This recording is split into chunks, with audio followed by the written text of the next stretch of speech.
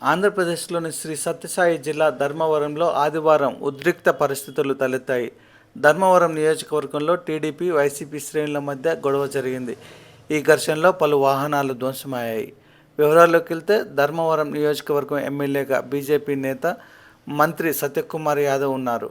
మంత్రి సత్యకుమార్ సమక్షంలో వైసీపీకి చెందిన మైనార్టీ నేత కృష్ణాపురం జమీర్ సోమవారం బీజేపీ పార్టీలో చేరేందుకు సిద్ధమయ్యారు.